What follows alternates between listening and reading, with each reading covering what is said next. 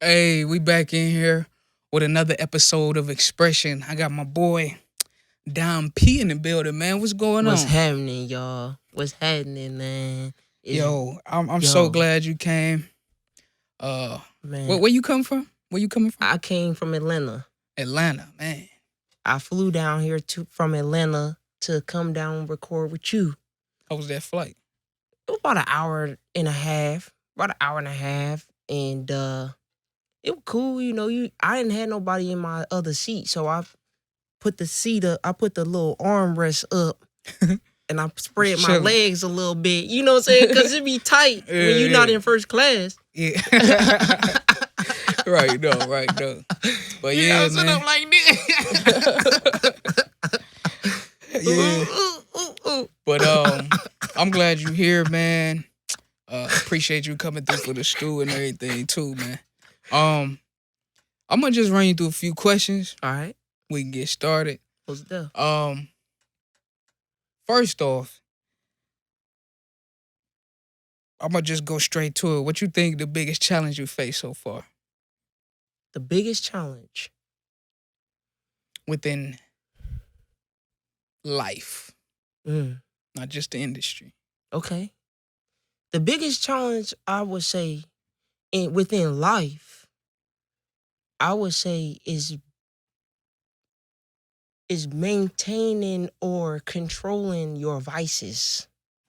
Like, man, I mean, it's like you love what you love, but then you don't want to love it. You like it, but it's like, do you want to continue that if you know it's tearing you down? Mm-hmm. Or if you know something is not good for you, know it, you feel it is not good for you. A little negative energy, or tearing your body down, spirit down, health down. Them three things. Mm-hmm. It's health, spirit, and the energy, right? Yeah. Right. Most definitely. So it's like, you want to protect those things for real. You want to protect those things. Mm-hmm. So in the end of the day, I would say that would be my biggest challenge, is managing my vices. Yeah.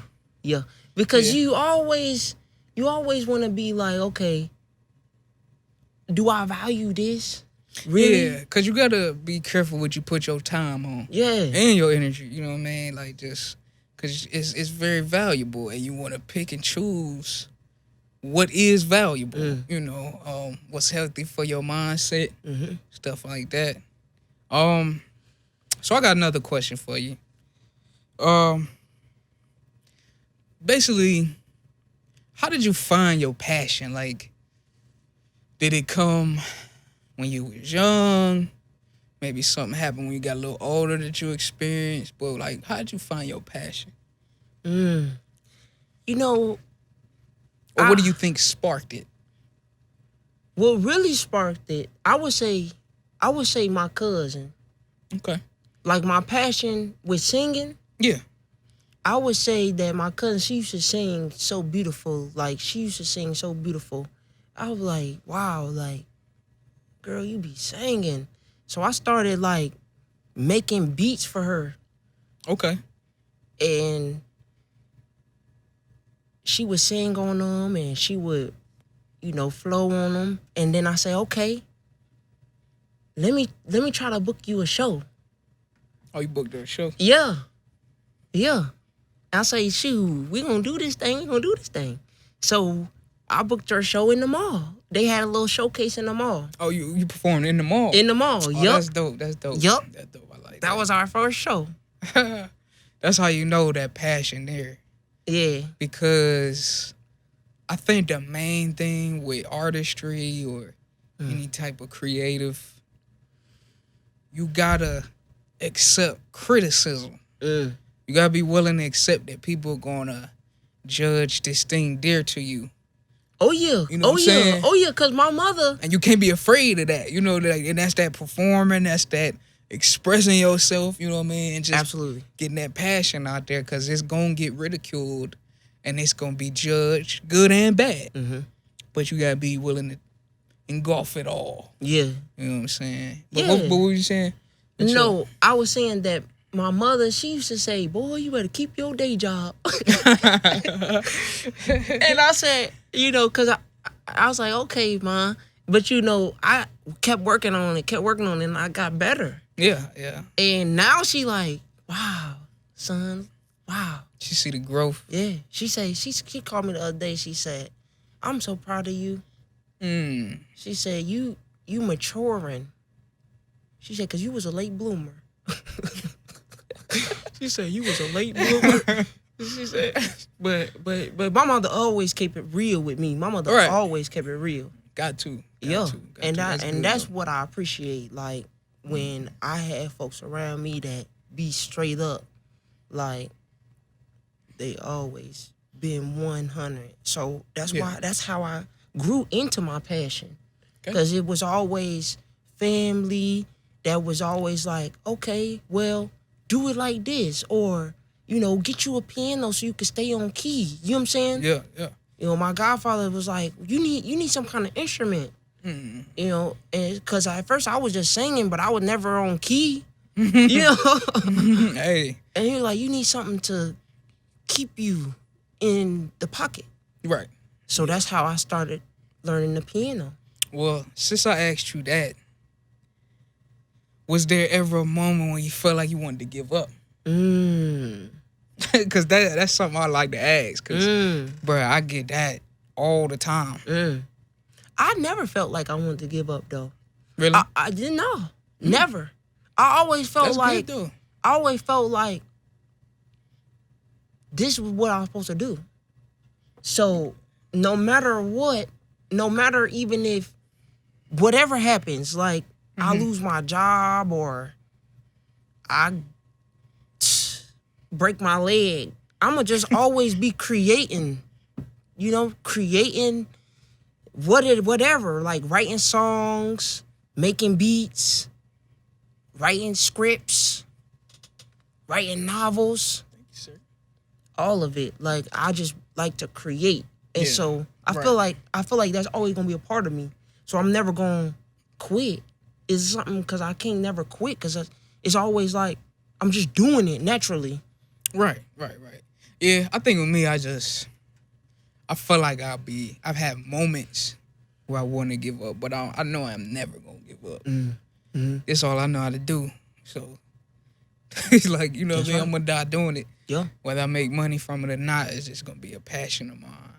And I feel like that with a lot of creators. So I like to ask that question to hear, pick people's brain on that. Yeah. Where you from, though? I'm originally from Akron, Ohio. And I moved. My mother's side of the family is from Cleveland.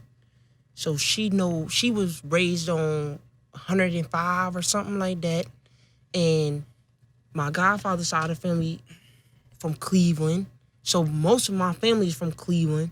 Then I got family in South Carolina. My great-great-grandmother is in South Carolina. That's the Perry side of the family. That's my last name, Perry. My mother married the Perry family. And I got family in New York. Yeah, I got a lot of family all over the place, too. Yeah. And I got family in Chicago. Yeah, that's good. And they not like blood relatives. They like family that it's like people that become family. You know what I'm saying? It's like friends, my mother's friends. You know what I'm saying? My mother never, she don't like females.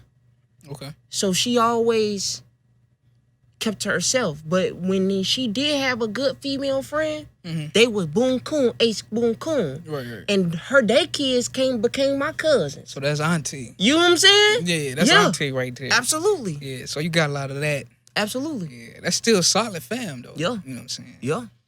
Before you get out of here, though, we like to ask everybody this. What does expression mean to you?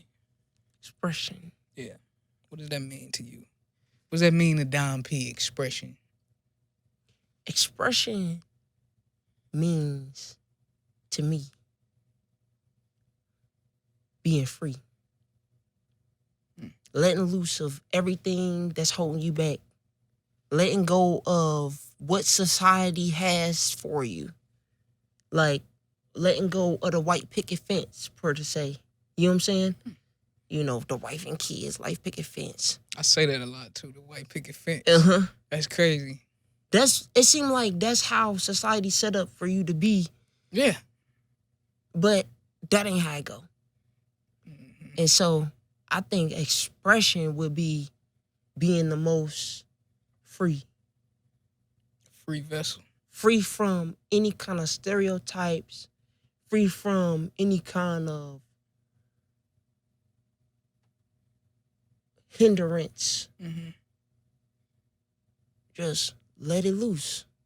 Let it loose. Hey, that's a solid answer to me, man. As you done heard it, man, that's your boy Don P, man. Y'all tune in. Back to the show.